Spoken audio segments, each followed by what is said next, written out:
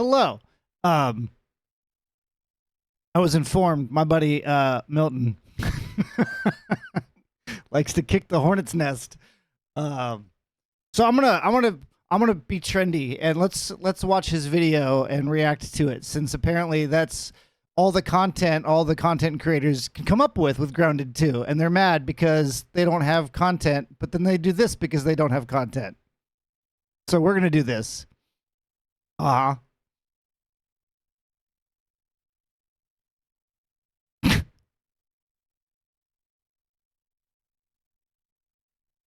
Dear friends, fellow survivors, and backyard adventurers, we gather here today under this somber sky to bid a heartfelt farewell to Grounded 2, a once vibrant world of shrunken heroes, towering blades of grass, and epic battles against ants and spiders.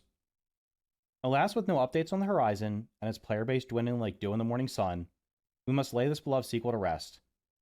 Though it may not have reached the heights we dreamed, let us remember the thrills it brought, the friendships forged in its tiny realms, and the lessons learned from its untimely fade.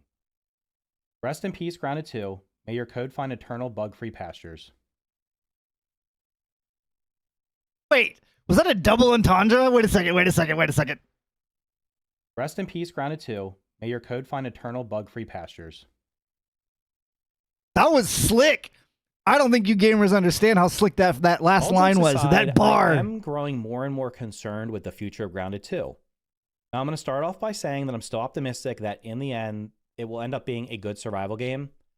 However, I am less and less optimistic each day that it's going to end up being better than the original, which is what I originally thought was going to happen. After my initial 20 or 30 hours with the game, and seeing kind of the roadmap that they had planned out. The roadmap is dog shit. Let's just put that out there. You fan? I'm a fan. I love this game. I've been playing this game off and on since Grounded 1. And my stance from day one, when this launched, we all hopped in. They posted their roadmap. It's going to be a 3-year journey of little updates here and there. 2 major updates a year. If that, 3 years later, it'll be complete and it'll be a fantastic game. It's still fantastic. I put over 100 hours into Grounded 1 when there was only 30 minutes of content. So, like, a full playthrough currently with where it's at, 12 to 15, you can say people beat it in 25 minutes. Speedrunners don't count. But to go through and collect everything, do everything, you got like, and to enjoy it, that's like 12 hours, right? Versus 30 minutes to do everything in the first one. So it's in a good place, but the content drought is there. So you're playing to build and farm. That's it. Anyways, moving forward. I fully expected Grounded 2 to just be superior in every single way. Yep.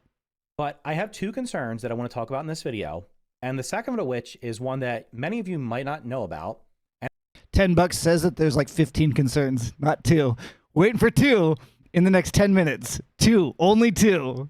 And it's the one that's the bigger concern to me. So stick around so I can tell you about that. No. But what I want to do first, before I jump into the concerns, is really quickly tell you why I even made this video. Yep. Tell me. As I've said before, early access games, early access survival games, they always lose players. It happens. The game launches, lots of people check it out, and then people start falling off and going on to other things. That's every game. That's normal. Regardless of early access. In the case of Grounded 2, it's losing players at an alarming rate. No. I disagree. Gamers have the attention span of a fly, especially with, let's get generational. Anybody under 30 can't play a game longer than a weekend. And even my generation, above 40, typically, like, you play a game for a weekend hard or maybe a week hard, and then you start dipping out and finding other things, and you'll dabble back in. This he loves his graphs, and he and I argue about these all the time. And Steam numbers, yeah, this is correct with every fucking game.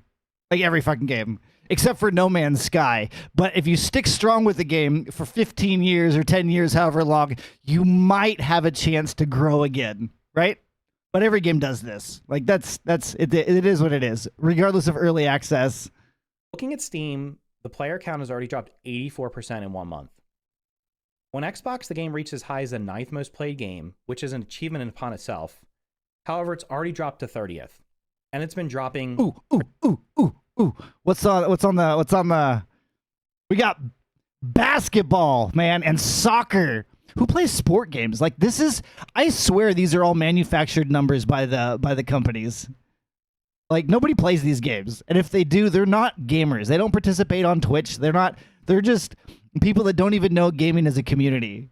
They go out, they work on cars, they come back, they play their sport game, and if that's a thing. What else we got? Apex, GTA, Forza's still up there. Oh, I love Forza. And of course the pedophiles. All right, anyways, moving on. Dead by Daylight still doing good. Good for them. All right, anyways. And it's been dropping pretty much every day. Also looking at Steam, Grounded 2 has less players than Grounded does. Grounded released in 2022. I wonder if he's going to mention it. Why do you think Grounded 1 has more players currently? And I bet you if he pulled up the whole thing, Grounded has spiked up, number one. Because the lack of content, progression content, right? In Grounded 2, story and like progression and whatever. People are like, I'm still addicted. It's an awesome game, because it is an awesome game. But then they haven't played number one. You know how many people I have in chat that I've talked to over the last month that have gone and picked up Grounded 1 that have never played it because they were interested of Grounded 2 because of all the hype it had at the beginning? They're all playing Grounded 1 now because it's got a crap ton of content. Forgot I'm not streaming. Language. Like earmuffs. Anyways. So, yeah, that's why Grounded 1 is doing so well, because Grounded 2 did well. Well, he didn't say it didn't do well initially. He just said it did. But, okay. Its last major update in 2024. And while I know people will argue that it's a complete game, so it would make sense for it to have more players, and I agree. If someone came to me and said, which game would you recommend, Grounded or Grounded 2, right now? I've never played either. Grounded. I tell them to go play the first game because it's a complete experience, and you can enjoy the entire game. Well, and the story ties in. However, I do want to argue the point that the new game should have less players than the first game. And my argument for that is, at this point, I would feel like almost everyone who has wanted to play Grounded has probably played it. It's been on Steam since it was in early access in 2020. It's been out of early access since 2022. And it got its last major update like a year and a half ago. At this point, there's probably very few new people coming into Grounded. Now, maybe there's people who saw the second game, tried it out, and then they were told the first game was good, and they were like, okay, well, I'll go check that out. Yeah, 100%. That's perfectly logical. That could have happened. It did. But to say that the original game, which at this point most people have completed, should have more games than the brand new game, who is in early access, and the point of early access is to get players to give you feedback to make the game better. I just think that's silly. So let's jump into the two concerns I have. The first one is going to be the update schedule. Now, I've seen people comment on my videos about this. That if you don't like the update schedule, just wait till it's 1.0. And you know what? That's easy enough to say, because guess what? It's stupid, ignorant. Your recommendation there, your suggestion, 84% of people are taking that right now. Because most of those people that stopped playing the game already will come back when the game is finished. No, they won't. Because that's what happens with early access games. No, they're like flies. It's the people you retain who are the ones that provide the feedback, who test the game out, provide feedback on balancing, give suggestions to make the game better. So my concern right now is, and after the PAX West panel they had yesterday, which really did not give us anything of substance, they did reveal a couple of new things, but they didn't show us any of the new things. They didn't show us the build matrix thing that they're going to be showing off, that they're going to be adding to. Milton, I just realized, where's your face cam? You just came out and did an amazing eulogy. I'm dumb. You did the speech thingy and you walked out. That was sick. You just have B-roll. Where's it? You need to have like a clipboard and some spectacles on, and come on. Okay. The game. They actually even glazed over the performance improvement, or the graphics options, which was on one of the slides, which I thought was pretty interesting, considering that alone could probably improve a lot of people's experience, giving people DLSS, FSR, getting rid of lumen, whatever those options might be. You know, most games have tons and tons of options to customize the game, especially on PC, maybe not so much on console, but they glazed over that, which I don't know if that was probably unintentional, but it's good to see that they're adding that kind of stuff. Yeah, agreed. So update wise, anytime they do anything, 90%, if not more or higher, is always a positive. Like, there hasn't been anything they've added that's a dog doo-doo. So it's the frequency of updates. Most games nowadays are doing monthly updates, even early access stuff. So this seasonal drain of we're gonna bring a couple things here. We'll bring coziness in 3 months, and then we'll bring a boss in 3 months. Like it's it's rough. It's rough. But okay. But the main concern is that the updates are going to be less frequent than the first time around. Now, if you were around the first time, there were lots of, it was almost like monthly or every other month. No. There was a decent size update. No. For probably like the first year or so. No. Maybe a little bit more than that. And then it wasn't until they got closer to the full. I was at a Chase Sapphire. He's gonna go get the fucking time log and bring it to stream and show me that I'm wrong. But it felt like once a year there was an update in the first one. Blend of meat. What is this? I was like, yeah, I think this is one of the best burgers I've ever had. I would do a layover for that burger. I wouldn't do a layover for that burger. It's the Sleep Number biggest sale of the year. All beds now on sale. Dude, is it just me or are watch you get an ad during an ad? But our furniture and especially mattress stores feel like a release that they started front. spreading them out a little bit more. So what my concern is that infrequent updates will result in less players actually playing and less players returning to early access. You can look at the charts for any early access game. When they get an update, even a major update, some people will come back, but it's never, ever, ever, ever the amount of people that played it at launch. Right. Well, that's okay. So again, like I said, most people don't play games longer than a weekend nowadays. These kids are TikTok fiends. They want to play a game for 10 minutes and then they move on. So you're not going to have anybody return. You're going to have a little bit of people return. You're going to have a couple new people return. But it's regardless of if it's early access or not, or there's an update. It's just the nature of kids nowadays. It's usually a fraction of that. Mm-hmm. And then what happens is eventually when it releases 1.0, then many people will come back. Sometimes it exceeds the early access launch. Sometimes it doesn't. Yep. But what that means is as less people are playing the game, as the numbers are dwindling, as less people come back because the updates are so far apart and it's harder to get people to come back. Because imagine right now, if the fall update doesn't come until mid to late October, how many of those people that stop playing right now are going to come back to fight a boss that they're probably going to beat in an hour or two, right? Especially if they've done everything at this point, beat the boss, get everything unlocked, and then what? Now you have to wait 3 to 4 to 5 more months for the next update? For the actual meat and potatoes? Like yeah, the boss update's kind of silly. Who cover the game, who make content on the game. For people like you watching this video who are fans of the game, you'll come back and try it out. I'll always come back and try out an update. Yeah, absolutely. But most people will not. And what that means is there's going to be less feedback given. But you can't There's fix going to be that. fewer people giving feedback. And if the only people giving feedback are the people who are super fans of the game, they're not going to get a lot of critical feedback. And I saw this with the first game. Between early access launch and 1.0, most of the feedback I saw was positive. And a lot of it was well-deserved because the game was a pretty good game. But there was very little critical feedback. And most of the critical feedback, not really much was done with it. Because I don't know, I guess because they didn't get a lot of it. I guess if 90% of the people are saying, I love this, it doesn't matter if something is glaringly obvious and probably should be looked at. It doesn't matter because the super fans are always going to be positive. That's a very valid point. The other thing that's going to happen with the less frequent updates, the infrequent updates, is you're going to have less and less. But because I want to argue with them, you don't want people that aren't fans of the game coming in and trying to change it, like YouTubers and streamers do to all kinds of games.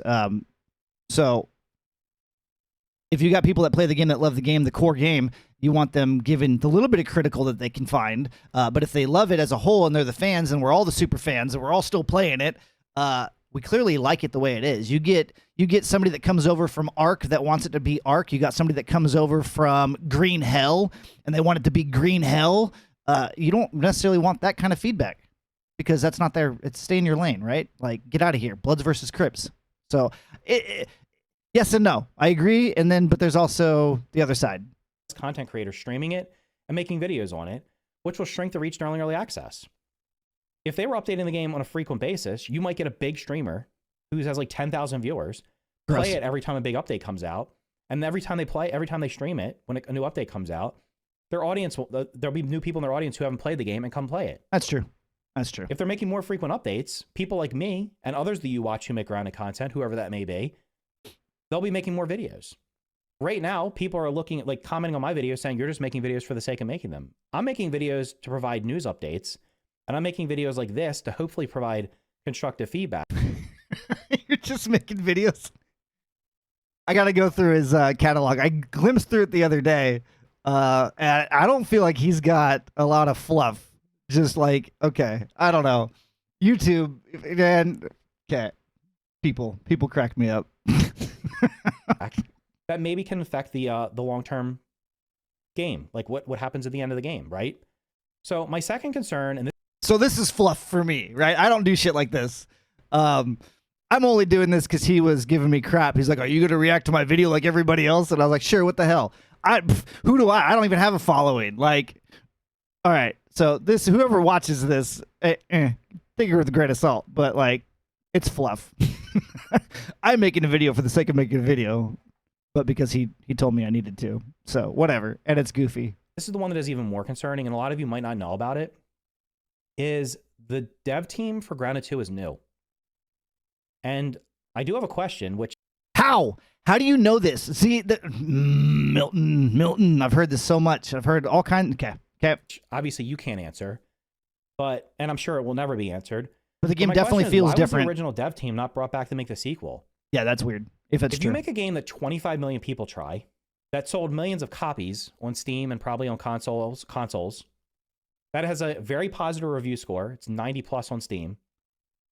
And that is generally thought of by most people as a top 3 to 5 survival game of all time. It's awesome. Why would you gut that team and bring a brand new team in to make the game? Right. So how do you know it's true? Because it doesn't make any sense. Because what I've been hearing is that the development team for Grounded 2 is mostly new people. Okay. And that the original Grounded developers are only... Okay, so firm statement first, and then from what I've been hearing is the second statement. Okay, so it's not set in stone, but yeah, it definitely does feel the park feels wonky compared. The map in Grounded 1 was phenomenal. This just feels frustrating and massive for no reason. But okay, consulting on it and not really actively developing. Now there might be a couple that are there, but certainly not all of them.